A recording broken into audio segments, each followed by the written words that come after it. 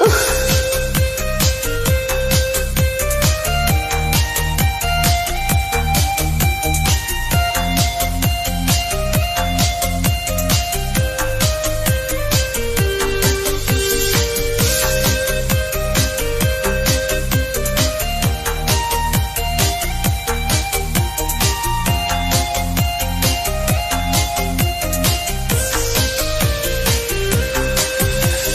chiều tôi yêu một chiều xanh vàng, maxim tôi yêu xanh theo cái show non.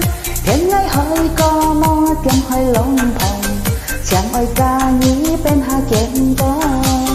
Chẳng tôi tha như thêm một cái xin nó, còn tôi tiếng nghe vui xong cái kia con. Ôi cái xe tay mò cho ra mò cho, nhìn này lần ra tôi hay có lũ ha.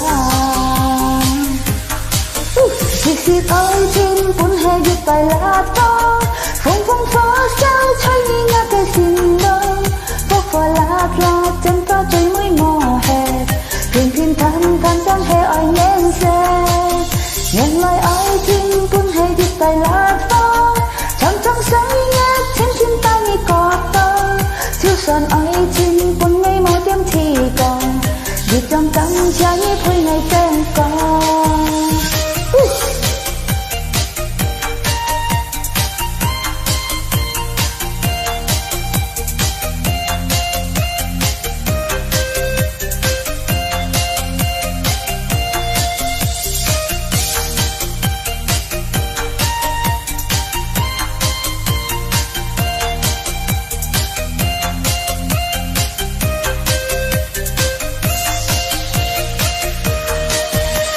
Một chiều tôi yêu một chiều xanh vàng, maxim tôi yêu xanh theo cái show non. Trên ngày hơi con mò tiếng hơi lòng thòng, chẳng ai ca nghĩ bên hai chén có.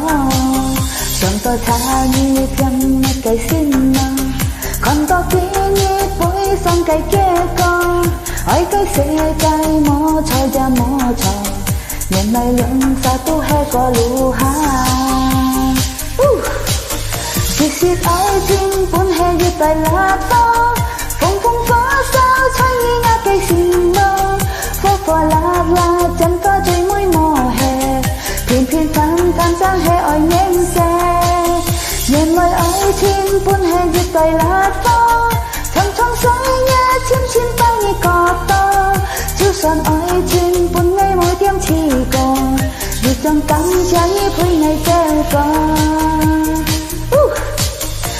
Xịt ơi trên cuốn hè viết bài là to, phong phong phó sao chơi như ngã cây xin mơ. Phố phò lạc chân ta chơi mới mò hè, phiền phiền tha tham sang hè ơi nén xe. Nhìn lời ơi trên cuốn hè viết bài là to, trong trong say nghe chim chim ta như cọt tơ. Chiều xuân ơi trên cuốn ngày màu tiêm chỉ còn, vì trong căng trái vui ngày treo còn.